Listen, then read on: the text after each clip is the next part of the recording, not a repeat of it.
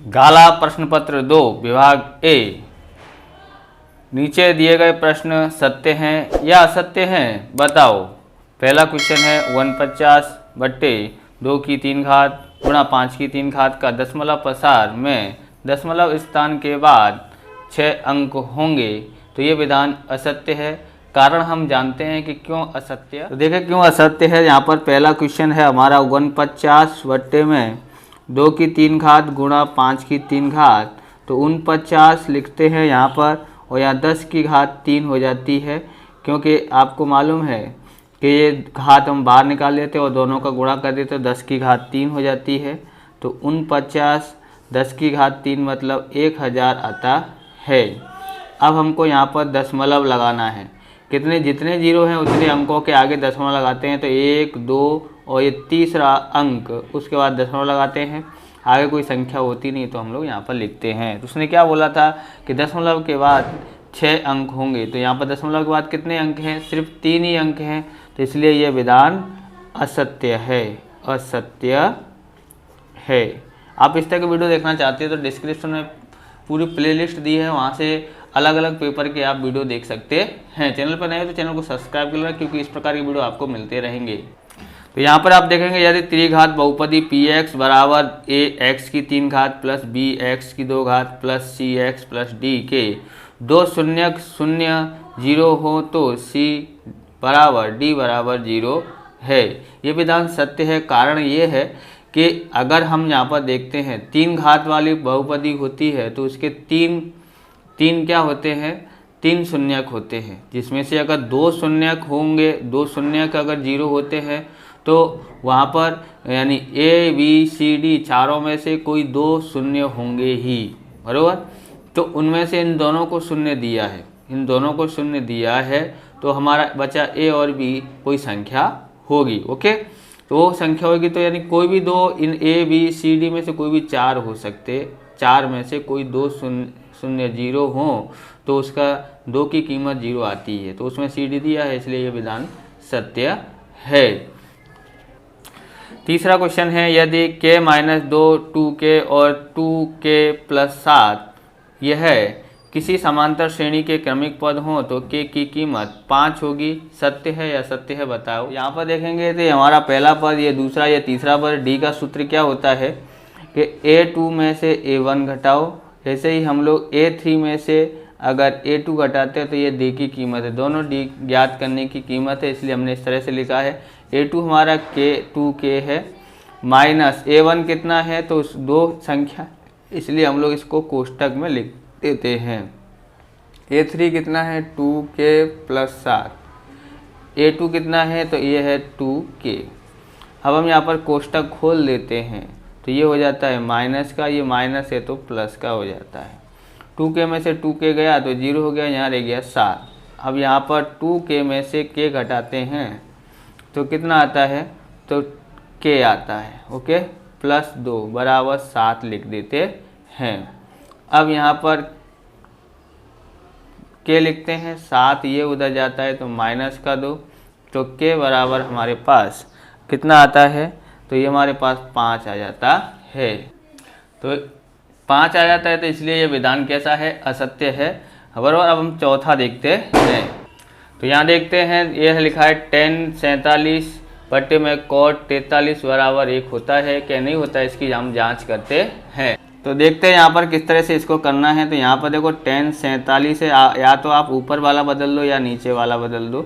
तो 90 में से कितना घटाएं तो 43 आता है, तो आपको साइड में यहाँ पर देखो 90 लिखा हुआ है, उसमें 43 घटा के देखते हैं। तो यहाँ 10 10 में से 3 गया तो 7, यहाँ रह गया 8 8 में से 4 गया तो 4, यानी कि हम लोग क्या करेंगे, 90 में से 47 घटाएंगे तो 43 आता है। अब ये किस में कन्वर्ट हो जाएगा, 47 डिग्री। अब ये हो जाएगा कोट किस में बदलता है, tan में, तो tan कितना हो जाएगा, 47 डिग्री।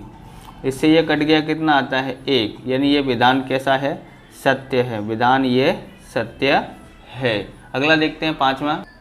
यहाँ पर देखते हैं tan 30 डिग्री बराबर वर्गमूल में 3 है, तो इसकी कीमत कितनी होती है, तो tan 30 की कीमत होती है 1 बट्टे वर्गमूल में 3, तो ये विधान कैसा है, असत्य है। तो पांचवा विधान कैसा है, असत्य है। ओके, अब हम अगला देखते हैं। तो यहाँ पर लिखा छठा, 20 प्रेक्षणों का माध्य 45 है। यदि प्रत्येक प्रेक्षणों को 3 से भाग किया जाए तो नया मध्यक 25 होगा। ये विधान असत्य है। असत्य, यहाँ पर देखो सत्य असत्य तो हम लोग कैसे भी कर सकते हैं, लेकिन इस तरह के सवाल ज़्यादातर मोस्ट इम्पोर्टेंट रहते हैं, यानी शॉर्टकट रीत से किस तरह से कर सकते हैं। तो यहाँ पर देखना है, यहाँ हम लोग लंबी रीत से भी कर सकते हैं और यानी छोटी रीत से भी कर सकते हैं। यहाँ पर दिया माध्य 45 दिया है और 3 से प्रत्येक प्रेक्षणों में 3 से भाग, यानी कि 45 में हम लोग 3 से भाग दे देंगे तो कितना आ जाता है 15। यहाँ कितना है 25 है, तो देखें गलत है ना।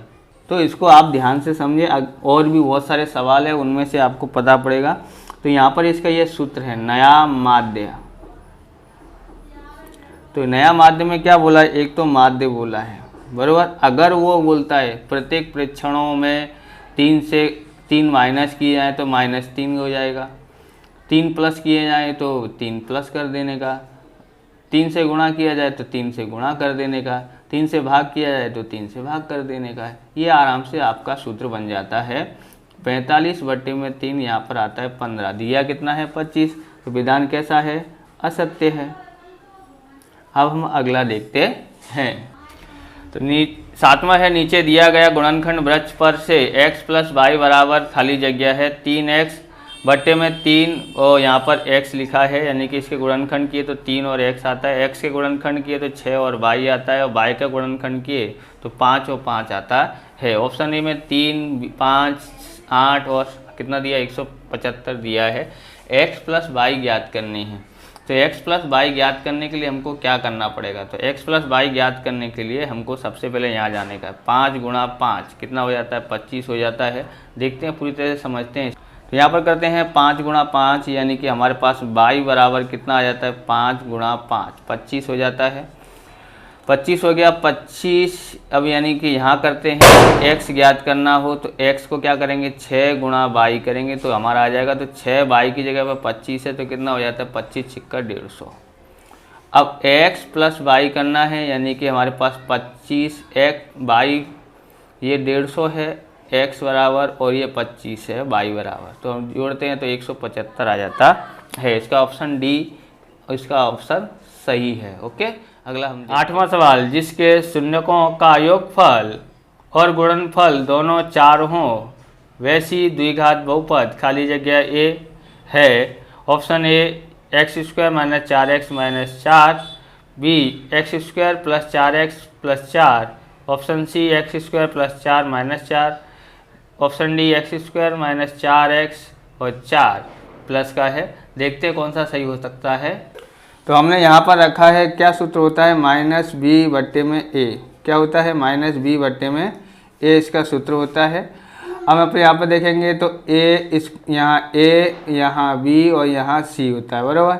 अब यहाँ पर देखो माइनस है तो यहाँ माइनस लिख दिया है, और उसके बाद हम यहाँ पर देखते हैं b बराबर है क्या, तो b बराबर है हमारे पास 4 -4 है, बट्टे में a बराबर कितना है, यहाँ पर कुछ नहीं है तो 1, तो यानी कि ये +4 हो गया। अब यहाँ पर लेते हैं गुणनफल बराबर, ये तो हो गया योगफल का सूत्र। ये अब गुणनफल का सूत्र देखते हैं, तो गुणनफल का c/a होता है, तो c बराबर है -4, a बराबर है 1, तो यहाँ -4 आ जाता है। दोनों 4 हों तो ये विधान नहीं होगा। अगला देखते हैं, सूत्र वही है b/a, तो b बराबर कितना दिया है 4, ये 4 है और ये माइनस का इसको देते हैं, और a बराबर कितना है 1, तो बराबर -4 हो आ गया है। तो 4 बोला है बराबर, तो गुणनफल और योगफल 4 बोला है, तो पर ये 4 आया नहीं है, इसलिए ये होगा नहीं। अब हम लोग इसका देखते हैं, एक ही ज्ञात करो, अगर एक सही है तो दूसरा फिर चेक करना है। यहाँ पर देखते हैं तो कितना है यहाँ पर -b/a, तो b बराबर कितना है हमारे पास 4, माइनस का निशान तो -a बराबर 1 है, यहाँ भी -4 है, इसको भी आगे करने की ज़रूरत नहीं है। आगे देखते हैं b/a, तो कितना है माइनस, ये कितना है, ये भी माइनस, ये वाला माइनस इसको दिया, और b बराबर है -4, तो -4, a बराबर 1 है, तो यहाँ माइनस माइनस प्लस हो गया, ये हमारा इतना है। अब गुणनफल देखते हैं तो c/a होता है, c बराबर कितना है तो 4 और a बराबर 1, तो आंसर आता है 4। तो कौन सा ऑप्शन सही है? तो ऑप्शन डी इसका सत्य है।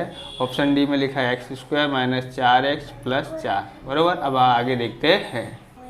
तो 9वां सवाल देखते हैं। यदि समीकरण a - b बराबर 2 और a + b बराबर 4 का हल a बराबर x b बराबर y हो तो x और y की कीमत क्या होगी? ऑप्शन ए x बराबर 3 या y बराबर 1, ऑप्शन बी x बराबर 1 y बराबर 3, ऑप्शन सी x बराबर -3 और y बराबर 1, डी है x बराबर 3 y बराबर -1।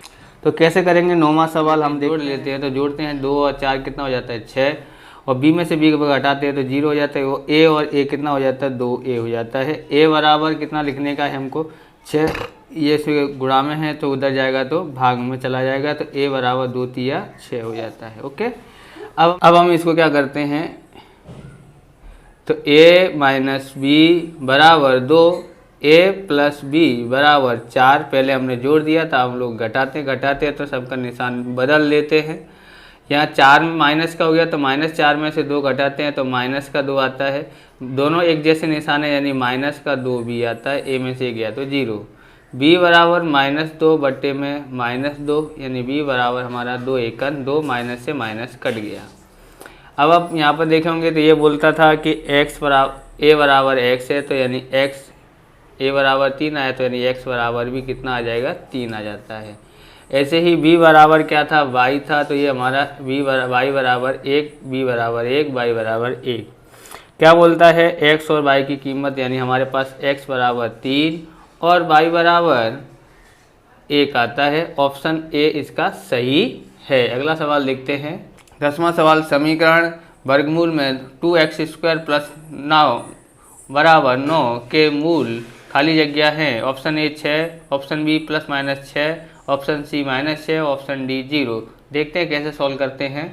तो इस तरह से ये दिया हुआ है, तो सबसे पहले हमको करना क्या चाहिए? तो जब भी वर्गमूल हटाने के लिए हमको दोनों साइड वर्ग कर देना चाहिए। तो यहाँ पर लिखते हैं वर्गमूल में 2x² + 9 का होल स्क्वायर, 9 का होल स्क्वायर। तो हम लोग इसको वर्ग से वर्गमूल हट जाता है तो ये हो जाता है 2x² + 9 हो जाता है, और इसका वर्ग करते हैं तो ये 81 हो जाता है। अब 2x² बराबर 81, ये उधर जाता है तो -9 हो जाता है। अब 2x² बराबर कितना बचता है? 9 में घटाते हैं तो 72 आता है।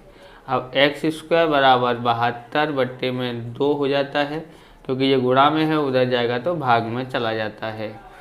अब भाग देते हैं तो x² बराबर 36। अब किसी भी संख्या का हम लोग वर्गमूल करते हैं, किसी कीमत ज्ञात करनी हो तो दोनों निशान रखे जाते हैं प्लस माइनस। इस तरह से ये +-6 हो जाता है। अथवा तो आपने देखा होगा कि समझ कि ये x² है, इधर लेके आते हैं तो ये माइनस का हो जाता है बराबर 0, है ना।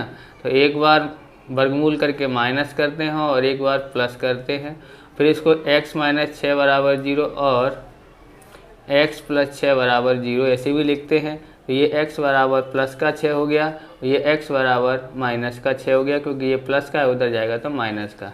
इस तरह से आप ये लिख सकते हैं। तो कौन सा ऑप्शन इसका सही है? तो ऑप्शन इसका बी ऑप्शन सही है। ओके, और बी ऑप्शन सही है। अगला सवाल देखते हैं। तो 11वां सवाल है, समांतर श्रेणी -5, -5/2 0, 5/2 का 11वां पद खाली जगह है। ऑप्शन ए 20, ऑप्शन बी 20, यानी यहाँ पर ऑप्शन ए में -20, ऑप्शन बी में 20, सी में -30 और डी में 30 है। देखते हैं कितना आंसर आता है। तो हम लोग ये 11वां सवाल देख रहे हैं। यहाँ पर ए बराबर -5 है और डी बराबर ज्ञात करते हैं। तो दूसरे पद में से पहले पद को घटाते हैं, तो घटाने का निशान, और ये निशान है इसका -5 है, बराबर। यहाँ पर हर समान करने के लिए हमको 2 से गुणा करना पड़ेगा, तब होगा। अब -5 आता है तो यहाँ पर भी माइनस है, यहाँ पर भी माइनस है, तो क्या हो जाएगा +2 का गुणा 5 से करते हैं तो 10 आ जाता है। दोनों के बट्टे में इतना। 10 में से 5 घटाते हैं तो प्लस का 5 बचता है और बट्टे में 2 आ जाता है। अब हम आगे करते हैं, 11वां पद ज्ञात करना है। तो यहाँ पर लिखेंगे A11, तो क्या लिखेंगे A+, शॉर्टकट में है, 1 नंबर का सवाल है, आप शॉर्टकट में भी कर सकते हैं। जैसे ये 10 है, 10 में से देखो 11 है ना, ये 11वां पद ज्ञात करना है, तो इसमें से 1 घटा देते हैं तो कितना आ जाएगा 10d। तो आपको वैसे तो पता ही है ना, an बराबर a प्लस n माइनस 1 गुणा d है, बराबर। अगर हम लोग यहाँ पर रखें a, तो आपके मतलब जितना शॉर्टकट हो सके उतना आंसर आ सके, इसलिए मैं शॉर्टकट सिखा रहा हूँ, क्योंकि जल्दी से जल्दी 1 नंबर के पूरे सवाल हो सके। अब यहाँ पर 11 लिखते हैं माइनस 1, यहाँ पर d देखोगे तो a प्लस कितना हो जाता है, तो 11 में से 1 गया तो 10d बचता ही है ना, बराबर। इस तरह से मतलब 10d ऐसे लिख देने का, जितना भी 9 बोला हो तो 8d लिखने का है।